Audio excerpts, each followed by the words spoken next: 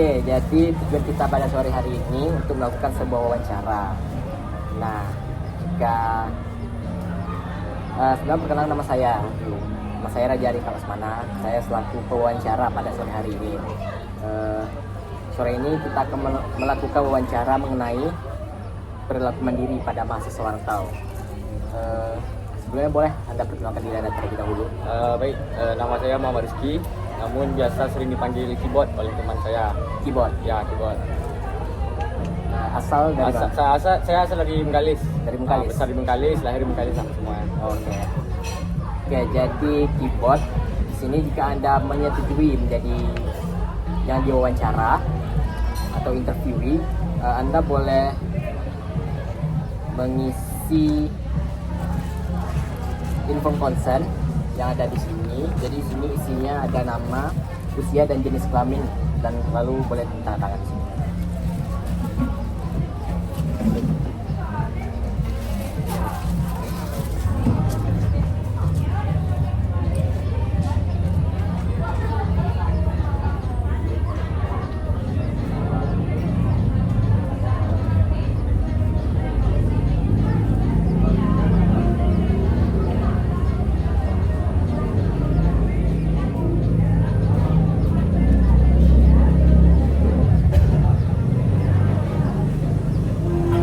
Tidak apa bang, tulisan agak jelek bang. Gak apa-apa, santai aja. Susah bang.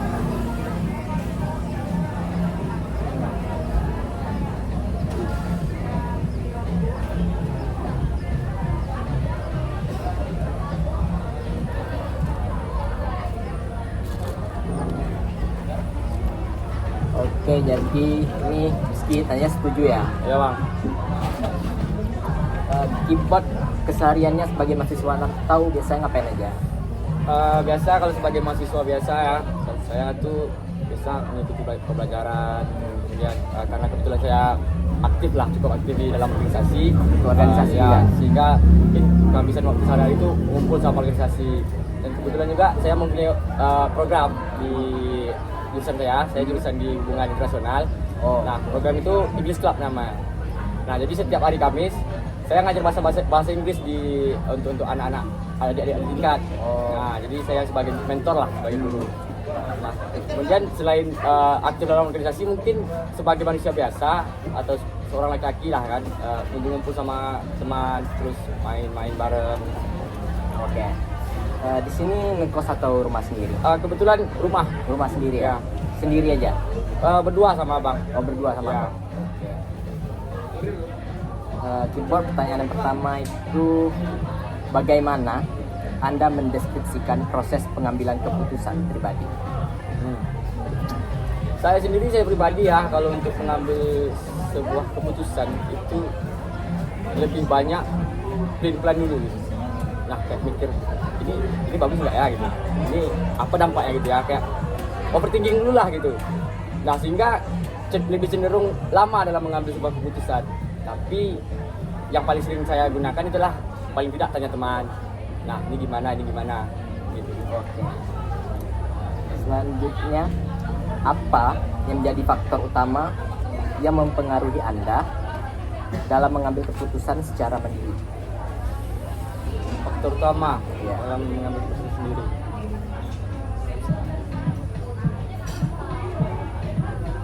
Karena lagi apa ya, kayak sebuah masalah misalnya ujian gitu kan. Nah, itu ada faktornya ya. Itu faktor utama. Kalau kayak tergantung kepentingan lah gitu. Tergantung kepentingan. Ya, kepentingan saya apa gitu. Sehingga saya mengambil keputusan itu. Kalau dalam pertemanan gitu kan. Karena kalau ada perkelahian dalam pertemanan. Nah, ini kepentingan apa gitu kalau saya seandainya baik sama orang atau saya jahat sama orang gitu. Jadi sekiranya dampak depannya ya? Ya, dampak depan. Oke. Selanjutnya, bagaimana Anda mengelola ketidakpastian atau keraguan ketika harus membuat keputusan tanpa konsultasi dengan orang lain?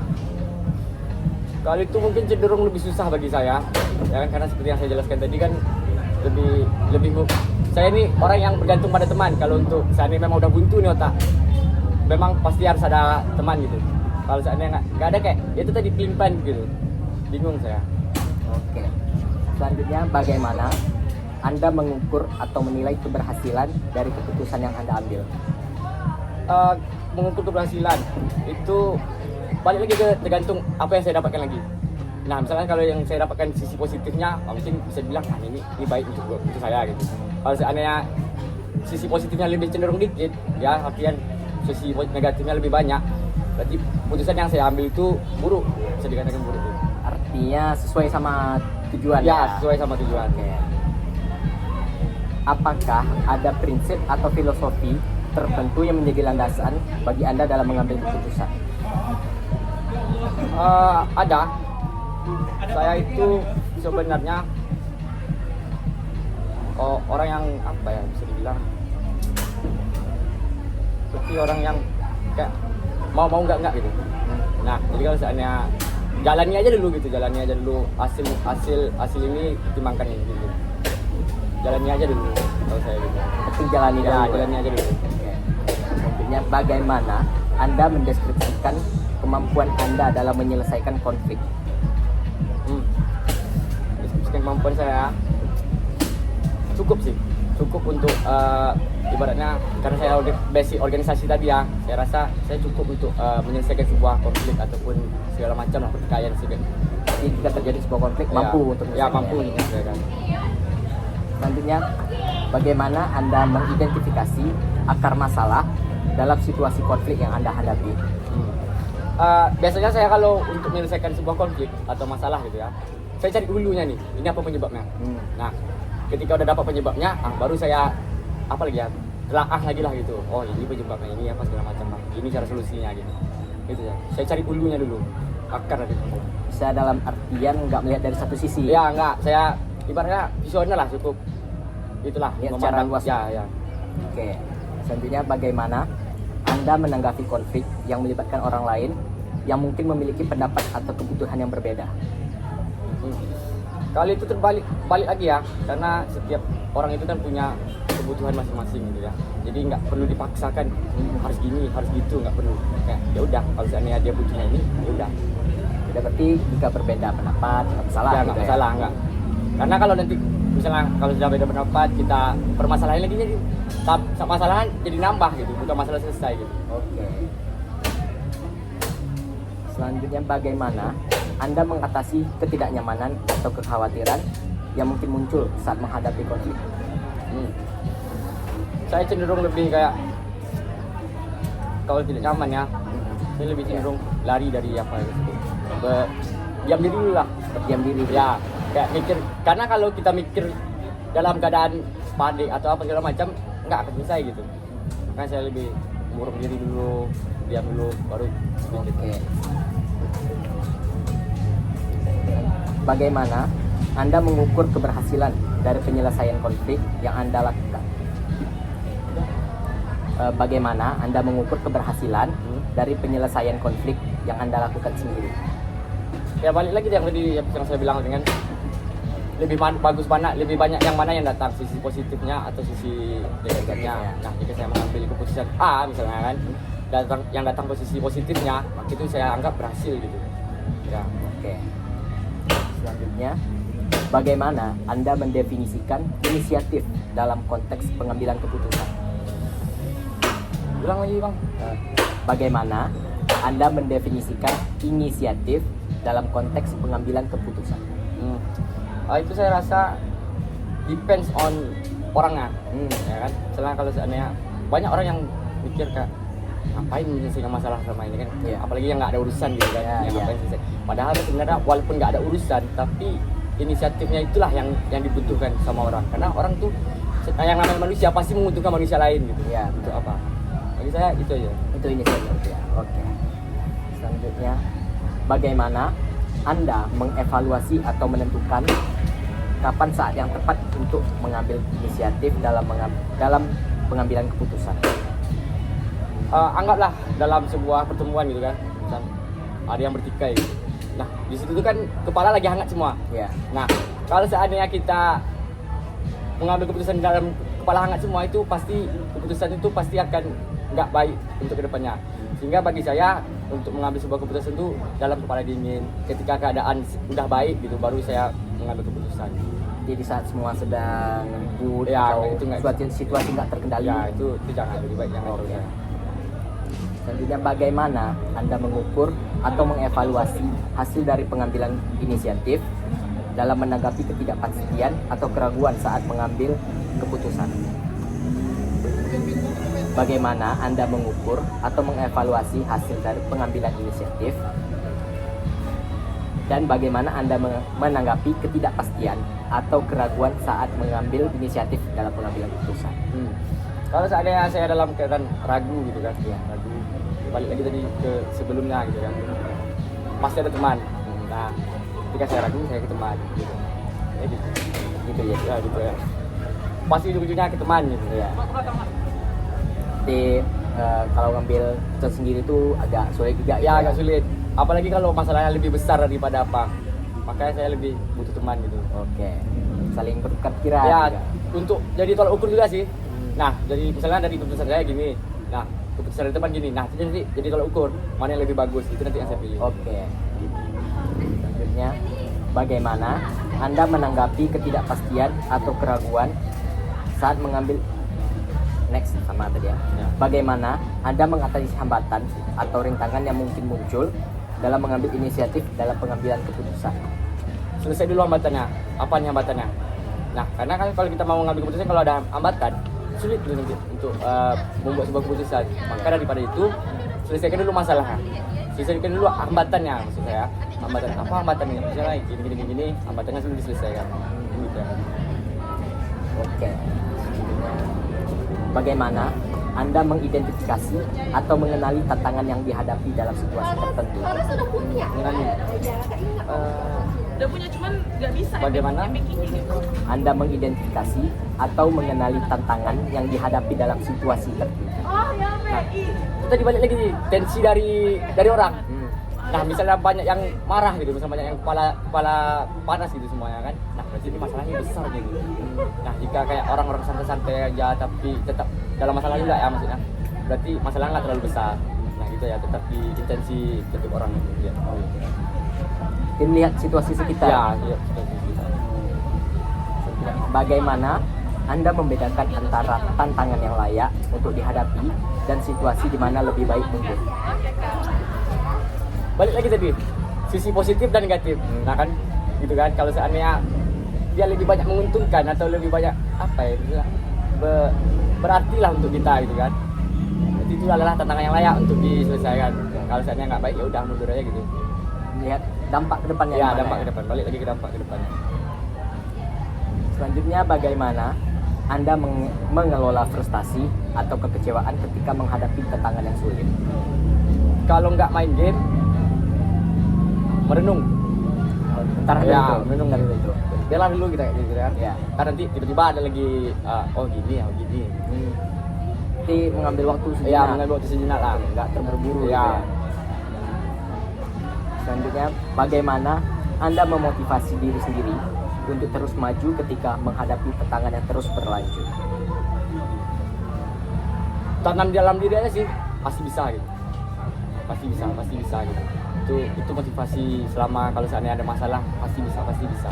Itu menguatkan diri sendiri Ya, menguatkan dalam diri bentuk sendiri. afirmasi Ya. positif. Oke.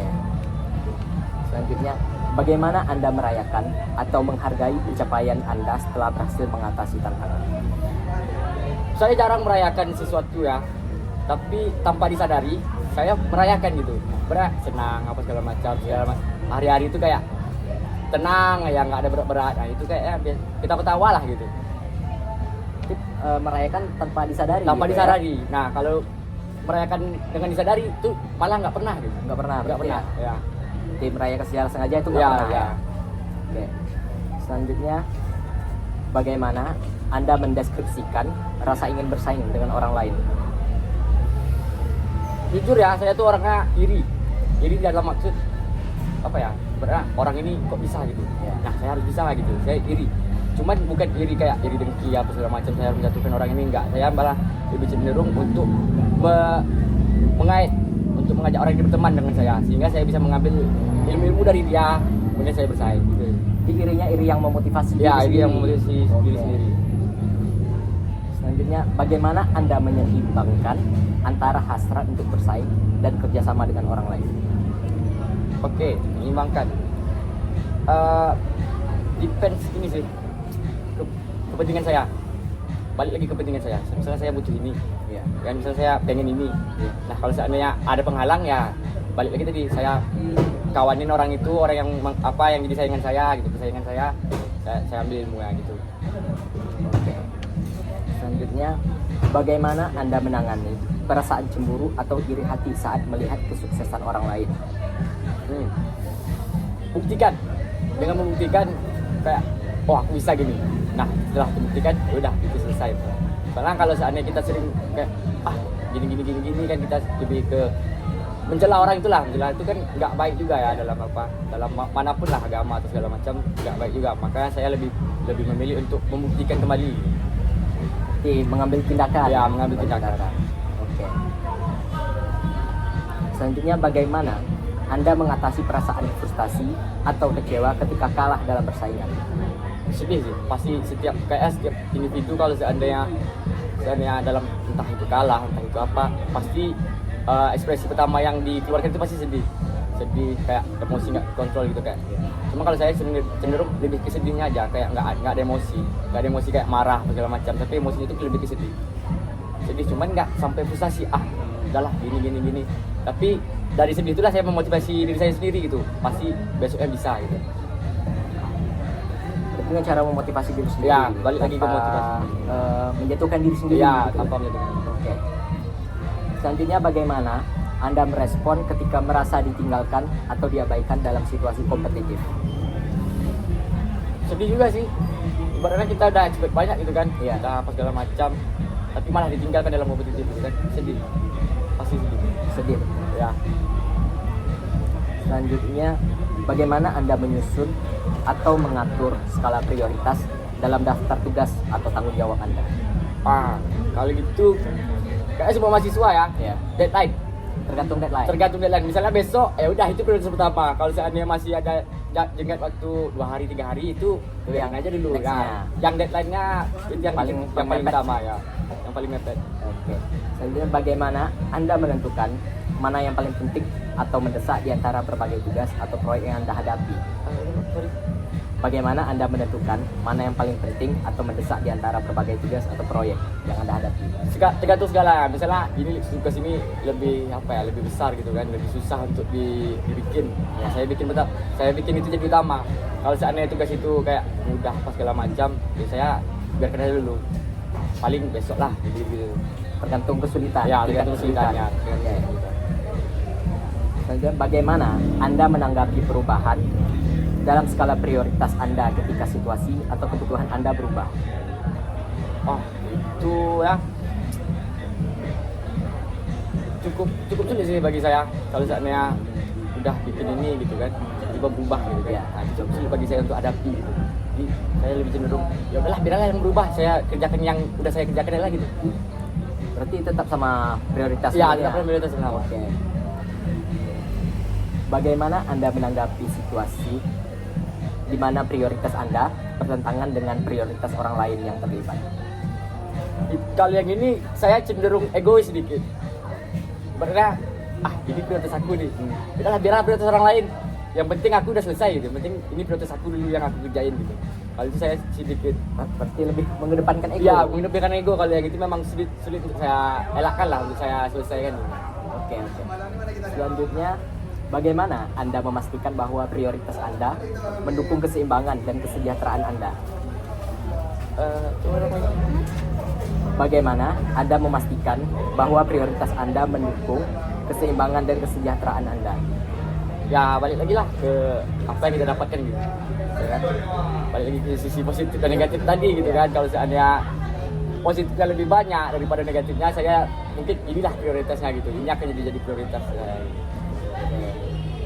Sama aja melihat dampak. Ya, melihat dampak ke depan ini. Intinya, bagaimana Anda menilai atau memprediksi konsekuensi yang mungkin timbul dari keputusan yang Anda pertimbangkan? Biasanya kalau seperti memprediksi itu kan apa yang akan terjadi itu, saya lebih better ke nanya ke teman yang experience udah banyak nih. Ya. Kalau saya nanya kayak dia udah mengalami hal itu sebelum saya mengalami gitu. Ya. Nah jadi dia cerita, berarti ini kemungkinan akan terjadi ketika saya gini, ini akan terjadi ketika saya gitu. Itu sih. balik lagi ke teman yang selalu ada untuk saya lah. Saya Tanya ke orang yang sudah mengalami. ya sudah mengalami paham terlebih ya. dahulu ya. Selanjutnya, bagaimana Anda menanggapi perasaan takut atau kecemasan akan konsekuensi negatif yang mungkin terjadi sebagai akibat dari keputusan yang Anda ambil? Itu tadi